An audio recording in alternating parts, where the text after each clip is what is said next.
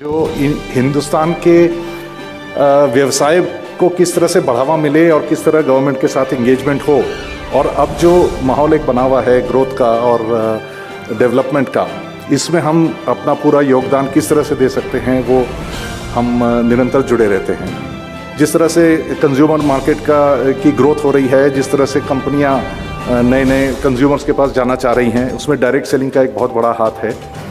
और हमने भी इस इमर्जिंग सेक्टर में एक बहुत दिलचस्पी हमें लगी और इसमें हमने एंटर किया। हमारे विचार में जो काफ़ी चैलेंजेस हैं इस सेक्टर के अंदर, अभाव है एक clear definition of multi level marketing का।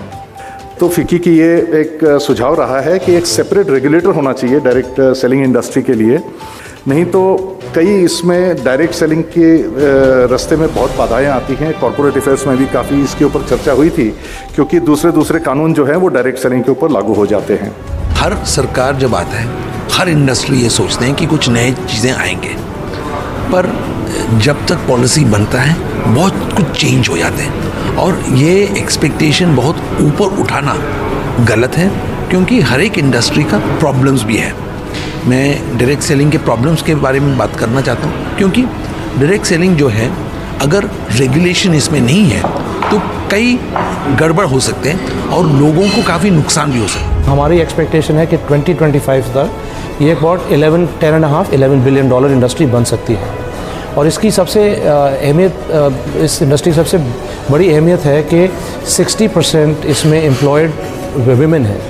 तो मतलब लेडीज़ के लिए ये बहुत बड़ी इंडस्ट्री है कि out of the 5 million people जो इसमें एम्प्लॉयड हैं, 60% विमेन है। आज हमारे देश में अनएम्प्लॉयमेंट इतने ज़्यादा हैं, तो इस ढंग के यदि विकल्प को हम लोग लाएं जहां इंटरमीडिएटरीज घट जा रहे हैं, जहां हम लोगों के मार्जिन्स जो जाते हैं, जो बनाते हैं मैन्युफैक्चरर और कंज्यूमर के बीच में, वो यदि घट जाता है और हमको अच्छे गुणवत्ता वाला स्टैंडर्ड वाला सामान मिलता है, तो इससे बेटर उपभोक्ता कुछ नहीं चाहता है। डायरेक्ट सेलिंग इंडस्ट्री का एक इंटेंशन होता है, जिसमें वो कहते हैं कि हम जो आपको देते हैं डायरेक्टली देते हैं, तो इसलिए आप जो मार्जिन्स जो वेस्ट हो जाता है मिडलमैन के बीच में, वो मार्जिन आपके हाथ में आ जाता है। Direct selling has huge opportunities in India because of the great distances that exist here in this country. So it's a perfect form of distribution in bigger countries. And also you have to be a bit social in nature in order to make it work, and entrepreneurial. And I think those ingredients exist heavily here in India. So it's all the ingredients are there for a great successful journey. 2 साल पहले direct selling का ये मुद्दा हमारे फिकी तक पहुंचा। We realize that this industry not only has the capacity to develop business, develop entrepreneurs, but also has capacity to serve consumers, reach out to millions and millions of people at all levels. Direct selling is not new. In fact, as a child growing up, the vegetable salesman coming to our doorstep, the sabji wala coming to your doorstep is something we've all grown up with. It is just old wine in a new bottle in terms of processes. In fact, FMCG companies in India have been involved with direct selling processes for years. All FMCG companies follow multiple channels of distribution. And when one talks about multi-level marketing, let me give you some examples of multi-level marketing in other forms of distribution, typically fast-moving consumer goods. The traditional FMCG distribution in India goes from manufacturer to CNF agent to distributor to trader to wholesaler to retailer and finally to the consumer. That's 7 steps. What is, however, extremely important and what is key to what all of us are here to ensure is that there is a level playing field. One must try to understand that there are several people who get involved with distribution mechanisms, be it direct selling companies, be it conventional distributor-oriented organizations, be it e-commerce sites, be it television marketing, and so on and so forth. For example, SEBI needs to ensure that equity pumped into some of these companies are used for the purpose the equity is being raised for. The Consumer Affairs Department obviously has to be involved to ensure that there is a level playing field as far as the consumers are concerned. Commerce and industry have to ensure that rules of FDI are maintained consistently across the organizations, irrespective of the methodology of distribution and irrespective of the methodology of order taking. The Competition Commission must clearly get involved whenever there are issues of not only anti-consumer activities, but anti-trade activities also. Some of the recent instances of dumping of stock by certain methodologies of trade through use of equity money quite clearly is a good example of this. And lastly, the Finance Ministry needs to get involved, both at the central and state level, for the simple reason that there needs to be a level playing field when it comes to service tax, when it comes to VAT, when it comes to excise duties to be collected from any kind of organization, as long as it is product going directly to the consumer. Before I end, I have one request, sir, directly to you in Amway, and it has nothing to do with direct selling or direct marketing at all. You, sirs, are one of the world leaders in value-added agriculture, particularly when it comes to medicinal and herbal plants. I would request you as an Indian to bring that technology into India to assist our farmers actually adding value to themselves and to the Indian economy. Thank you. आप जानते हैं कि भारत आज विश्व के मानचित्र पर एक बड़े उपभोक्ता बाजार के रूप में स्थापित हो चुका है। वैश्वीकरण के इस दौर में एक ओर जहां प्रति व्यक्ति आय तेजी से बढ़ रही है, तो दूसरी ओर तरह तरह की उपभोक्ता वस्तुओं का प्रसार भी देश भर में हो रहा है। अनुमान है कि आगामी 10 वर्षों में देश में उपभोग आज के स्तर से 4 गुना हो जाएगा।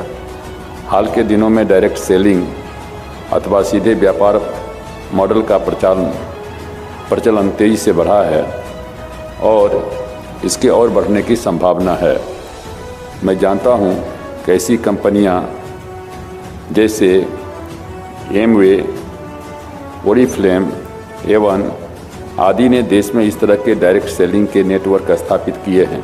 अधिकांश मामलों में घरेलू महिलाओं के माध्यम से इन कंपनियों ने अपने उत्पाद सीधे अन्य ग्राहकों उपभोक्ताओं तक पहुंचाने का कार्य किया है और ऐसा कर रहे हैं।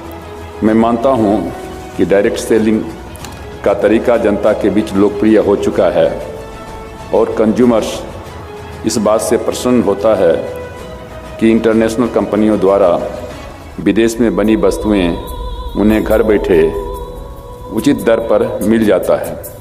किंतु डायरेक्ट सेलिंग के लिए इस्तेमाल की जाने वाली प्रक्रिया में खतरा भी है। डायरेक्ट सेलिंग के मॉडल के लिए नीति निर्धारण करने तथा उसके आलोक में दिशा निर्देश करने अथवा संचालन के नियम किए जाने की आवश्यकता है। अभी सिद्धार्थ बिरला जी ने कहा है कि सेपरेट रेगुलेटर होना चाहिए। रेगुलेटरी का जो बात आई है उसमें मैं काफ़ी वजन देखता हूं और निश्चित रूप से हम इस पर विशेष जोर दे करके और इस पर क्या कहते हैं कोई निर्णय लेंगे।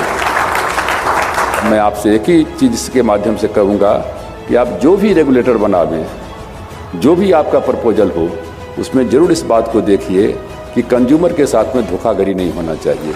बहुत बहुत आभार सर इन शब्दों के लिए जो अभी आपने हम सब के बीच में रखे। Amway India, we established our business here in 1995. That is, we came in and set up an office, but we did not start and commence our commercial operations until 1998. Amway sourced its products in the small scale sector. That may sound easy, but in fact it was incredibly hard. You would appreciate when you're talking about high quality products with high levels of technology and formulations, it requires a very serious manufacturing competence to make those. Our commitment to Make in India is incredibly strong. We are just today setting up a 600 crore manufacturing facility. This is just an artist's impression of it here. This is being done in the state of Tamil Nadu. And we will commission this plant early next year, and it will be actually fully finished in approximately October of next year, but it'll actually start making products for some of our categories in February. The other thing, of course, all direct selling companies do, including Amway, is we offer a business opportunity. So half of our business is our high quality products, but the other half is how we distribute our products. We've had a few challenges over the last few years, and there are those that would look at our business and say, well, 2,000 crore turnover, 15 years, what are you complaining about? That's a pretty good result. And we don't discount that. At the same time, we think we could have been 3 times that size had perhaps some of the issues we've had to deal with not been there. First and foremost, in our view, there is a lack of definitional and operational clarity regarding the business of direct selling. I just have a few remarks to make. The position that we had earlier taken in the Department of Consumer Affairs with regard to direct selling was that whatever was necessary could be administered under the Price Chits and Money Circulation Schemes Banning Act. That was a view that was held for some years, though more recently the need for setting up a regulator, what specifically the regulator's responsibilities would be and what was there to regulate, which is currently not being regulated. What was there to regulate which could not be dealt with under the Consumer Protection Act. Executive Director of the European Direct Selling Association. That's a bit of a particular organization. It's not like a national direct selling association. Our sole purpose of being is to interact with the regulator in Brussels mainly as capital of the European Union. So we have a lot of experience in European regulation of the direct selling sector. So just to give you a brief overview first of how Europe looks like in terms of direct selling. Just to refresh your minds, 28 countries, member states now of the European Union, 505 million inhabitants, and the capital, as I said, kind of capital is Brussels. Now then, if you look at the regulation of our sector, it is very well regulated. It's heavily regulated. And on one side, we're not so happy with it as an industry, heavily regulated. But on the other side, we're also happy with it because it gives a kind of structure in the market, gives confidence to both authorities but also to consumers. So despite the fact that there is a strong regulation, we welcome it. I would be very happy to see consumers complain more to our ombudsman because it actually gives confidence in the market, gives confidence that consumers can complain and that it can find a resolution if they have a problem. So many opportunities for Indians and Americans and other foreign businesses. Right now, relations between the United States and India are at a very positive inflection point. Lots of activity with a new government and very high-level engagement on a number of levels between the United States and the Indian government and our businesses. What's really important in our efforts at promoting trade and investment, in our commercial diplomacy with the Indian government, this sector, direct selling, fast-moving consumer goods, is so broad. It has huge opportunities for the growing middle class in India. इन्होंने regulator की बात कही है, उस पर भी हम लोग विचार करेंगे कि जो वर्तमान अभी व्यवस्था है वो सही है या रेगुलेटर लाने की आवश्यकता है। रेगुलेटर आएगा तो उसका क्या काम होगा, कैसे